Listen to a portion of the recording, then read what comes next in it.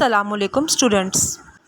आज हमारा second year के चैप्टर नंबर 1 का लेक्चर नंबर 7 है और आज जो टॉपिक हमने कवर करना है ये बहुत इम्पॉर्टेंट है और as a C language student आपको इस टॉपिक की समझ होनी चाहिए।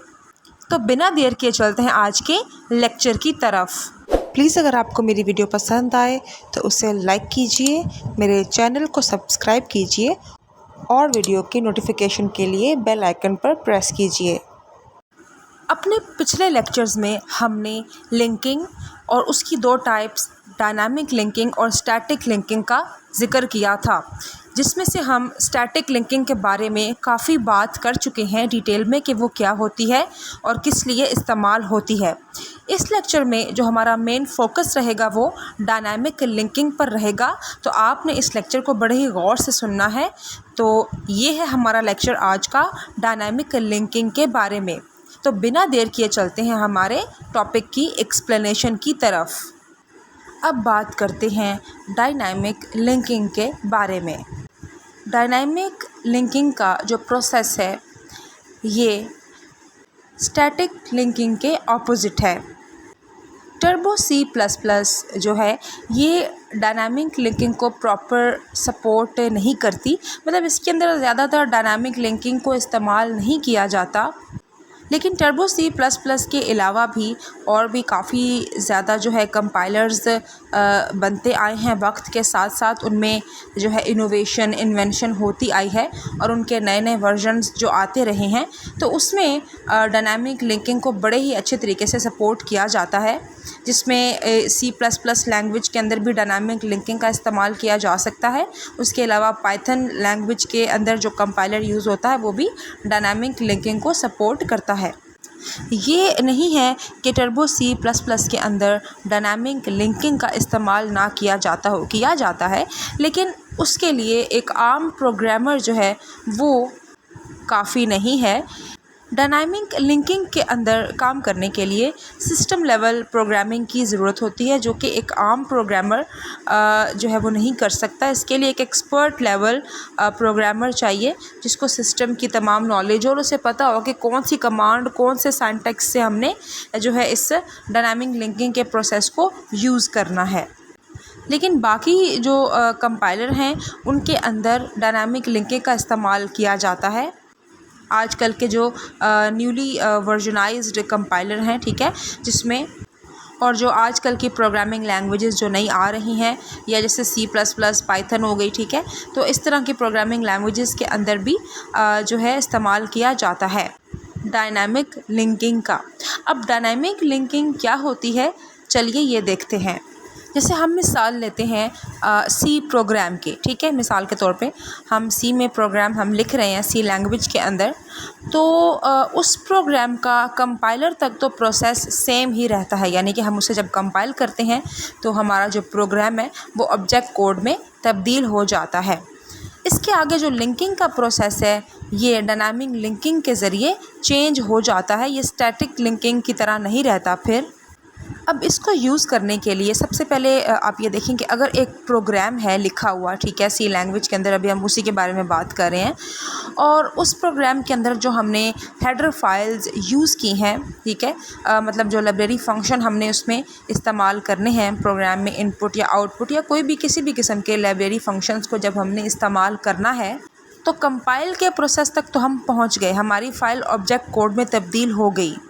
अब होगा ये कि डायनामिक लिंकिंग के ज़रिए जो हमारी एग्जीक्यूटेबल फ़ाइल तैयार होगी उसमें ऑब्जेक्ट कोड तो शामिल होगा ही, लेकिन अब उसमें हेडर फाइल का जो कोड है वो शामिल नहीं होगा।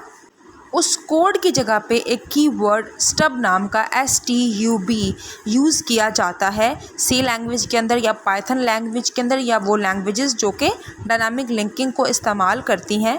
तो स्टब नाम का कोड इस्तेमाल किया जाता है लाइब्रेरी फंक्शन की ओरिजिनल कोड फाइल की जगह पर, और इसके साथ ही ये काम किया जाता है कि हम प्रोग्राम के अंदर जो लाइब्रेरी फंक्शन यूज़ कर रहे हैं उसकी फ़ाइल को मेमोरी में अलग से ओपन कर दिया जाता है। वो हमारी एग्जीक्यूटेबल फ़ाइल के साथ अटैच नहीं होती, क्योंकि वहाँ हमने अपने एग्जीक्यूटेबल फ़ाइल के साथ स्टब का कीवर्ड यूज़ किया है, और ये स्टब का कीवर्ड इस्तेमाल होगा हमें उस लाइब्रेरी फ़ंक्शन तक एक्सेस देने के लिए जो कि रैम में या मेमोरी में ऑलरेडी ओपन है। इस तरीके से क्या होगा कि हमारा जो प्रोग्राम है वो लाइट वेट रहेगा, उसमें सिर्फ उस प्रोग्राम की ऑब्जेक्ट फ़ाइल होगी।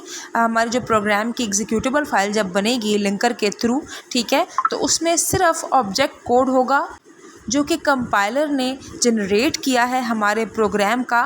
उसमें जो लाइब्रेरी की ओरिजिनल कोड फ़ाइल है वो शामिल नहीं होगी। तो यहाँ से अंदाज़ा लगा लो कि फ़ाइल का साइज़ क्या हो गया, छोटा हो गया, क्योंकि स्टैटिक लिंकिंग के ज़रिए क्या हो रहा था कि प्रोग्राम का कोड ऑब्जेक्ट फ़ाइल में तब्दील होकर वो भी एग्जीक्यूटेबल फ़ाइल में शामिल हो रहा था, और जो हम हेडर फ़ाइल या हम लाइब्रेरी के फंक्शंस यूज़ कर रहे थे उनकी ओरिजिनल कोड फ़ाइल भी हमारे एग्जीक्यूटेबल फ़ाइल में शामिल थी। तो ओरिजिनल जो कोड फ़ाइल है लाइब्रेरी फंक्शंस की वो तो निकल गई एग्जीक्यूटेबल फ़ाइल में से, तो बचा क्या, सिर्फ ऑब्जेक्ट कोड। तो फ़ाइल का साइज़ ऑटोमेटिकली शॉर्ट हो गया, छोटा हो गया। तो यहाँ पे ये एक फ़ायदा हो गया डायनामिक लिंकिंग का। अब होगा क्या, जब ये फ़ाइल एग्जीक्यूटेबल फ़ाइल में तब्दील हो जाएगी, फिर उसके बाद जब इसको प्रोसेसर के पास लेके जाया जाएगा और इस फ़ाइल की एग्जीक्यूशन स्टार्ट होगी, तो बाकी एग्जीक्यूशन अपनी जगह पे चलती जाएगी, और उस जगह पे जहाँ पे हमने एग्जीक्यूटेबल फ़ाइल में ऑब्जेक्ट कोड के साथ स्टब का कीवर्ड यूज़ किया है, ठीक है, जब प्रोसेसर उस स्टब के कीवर्ड के पास जाएगा तो स्टब का जो कीवर्ड है वो प्रोसेसर को डायरेक्टली उस लोकेशन पे या एड्रेस पे ले जाएगा जहाँ पे रैम में, मेमोरी में वो लाइब्रेरी फ़ंक्शन की जो ओरिजिनल एग्जीक्यूटेबल फ़ाइल है वो वहाँ पे ओपन है रैम में, वहाँ पे स्टब प्रोसेसर को ले जाएगा ठीक डायरेक्ट उस लोकेशन पे जहाँ पर वो फंक्शन मौजूद है जिसका इस्तेमाल किया जाना ज़रूरी है। मिसाल के तौर पे printf का फंक्शन जिस भी लोकेशन में रैम पर मौजूद है, मतलब जहाँ पे लाइब्रेरी फ़ाइल का ओरिजिनल कोड ओपन हुआ है रैम में, उस कोड के अंदर जिस लोकेशन पे printf का फंक्शन मौजूद है, डायरेक्ट उस लोकेशन पर स्टब प्रोसेसर को पहुंचा देगा और फिर वहां से वो फंक्शन इस्तेमाल किया जा सकता है। तो ये होती है डायनामिक लिंकिंग। अब इसका एक और फ़ायदा भी है कि जब लाइब्रेरी फ़ाइल के ओरिजिनल कोड को ओपन कर दिया जाता है रैम में किसी भी लोकेशन पर, तो फिर चाहे हम कोई भी प्रोग्राम यूज़ कर रहे हों, 1, 2, 3, 4, उन तमाम प्रोग्राम्स में जब हम उन्हें कन्वर्ट करेंगे ऑब्जेक्ट कोड में, ठीक है, और एग्जीक्यूटेबल फ़ाइल तक जब प्रोसेस पहुंचेगा तो हर एग्जीक्यूटेबल फ़ाइल में उन प्रोग्राम्स की सिर्फ ऑब्जेक्ट कोड शामिल होगा, और स्टब का कीवर्ड जहां हम लगाएंगे तो वो स्टब के कीवर्ड से जो भी फंक्शन हमने यूज़ करना है हम उस तक पहुंच जाएंगे मेमोरी में। इससे क्या होगा, मेमोरी की भी जो स्पेस है वो नॉर्मल रहेगी। जब हम प्रोग्राम लोड करेंगे अपना मेमोरी के अंदर तो सिर्फ ऑब्जेक्ट फ़ाइल होगी, उसके साथ जो लाइब्रेरी फ़ंक्शन की जो फ़ाइल है वो उसमें मौजूद नहीं होगी एग्जीक्यूटेबल कोड में। फिर चाहे हम एक प्रोग्राम लोड करें मेमोरी में, 2 करें, 3 करें, जितने भी करें, ठीक है, उन तमाम की एग्जीक्यूटेबल फ़ाइल के अंदर लाइब्रेरी फ़ंक्शन की जो फ़ाइल है वो मौजूद नहीं होगी, और वो रैम में एक अलग लोकेशन पे खुली होगी। जिस भी प्रोग्राम को जौन सा भी फंक्शन चाहिए वो उस लाइब्रेरी फ़ाइल से उसे एक्सेस कर सकता है। यानी प्रोसेसर को एग्जीक्यूट करते हुए किसी भी प्रोग्राम को जौन सा भी फंक्शन रिक्वायर्ड है वो स्टब के कीवर्ड की वजह से उसे रैम की लोकेशन से हासिल कर सकता है, बल्कि स्टब का कीवर्ड ख़ुद ही प्रोसेसर को उस लोकेशन पे ले जाएगा जहाँ पे वो फंक्शन मौजूद है। तो आई होप आपको समझ आ गई। इससे दो फ़ायदे, एक तो प्रोग्राम का साइज़ भी स्मॉल होगा और ऊपर से जो रैम है वो भी कम यूटिलाइज़ होगी, वो उसमें यानी कि उसके अंदर भी कम स्पेस जो है वो यूटिलाइज़ होगी। और जितनी कम स्पेस रैम के अंदर यूटिलाइज़ होगी उतनी ही स्पीड फास्ट रहेगी हमारे प्रोग्राम्स के एग्जीक्यूट होने की, और इस प्रोसेस के दौरान कुछ भी स्टक नहीं होगा। तो यह है इसका फ़ायदा स्टैटिक लिंकिंग के कंपैरिजन के साथ। आई होप आपको डायनामिक लिंकिंग के बारे में अच्छी तरीके से समझ आ गई होगी, और ये भी कि इसका इस्तेमाल जो है वो कहाँ किया जाता है और क्यों किया जाता है। टर्बो C++ जो है ये बहुत ही ओल्ड वर्जन है, 1990s के ज़माने का ये बना हुआ है, ठीक है। तो इसमें तो इसका इस्तेमाल किया जाता है, लेकिन बहुत ही एक्सपर्ट लेवल प्रोग्रामर रिक्वायर्ड है, प्रोग्रामिंग रिक्वायर्ड है इसके लिए, ठीक है, सिस्टम लेवल समझने के लिए। तो हर कोई आम यूज़र जो है वो इस्तेमाल नहीं कर सकता इसको। लेकिन उसके अलावा जो आजकल के जो वर्जन्स आ रहे हैं या जो नए वर्जन्स हैं C++ के, ठीक है, तो उसमें इसका इस्तेमाल बखूबी हो रहा है, क्योंकि इसका बहुत ही बड़ा फ़ायदा यही है कि ये स्पेस कम लेती है और उसके अलावा जो है हमारे प्रोग्राम को एग्जीक्यूट भी इन टाइम कर देती है। तो ये थी डायनामिक लिंकिंग। आई होप आपको यहाँ तक जितना भी डायनामिक लिंकिंग के बारे में मैंने समझाने की कोशिश की है छोटी सी, आपको समझ आ गया होगा।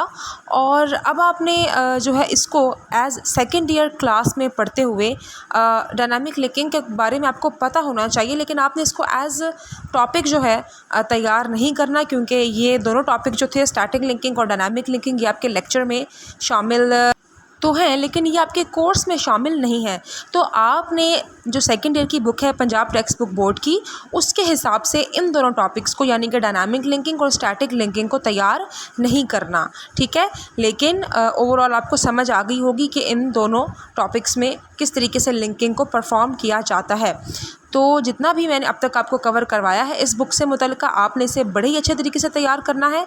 तो मिलेंगे आपसे इंशाल्लाह ताला नेक्स्ट लेक्चर में। तब तक के लिए अपना बहुत ख्याल रखिएगा और खूब दिल लगा के पढ़िएगा। अल्लाह हाफ़िज़।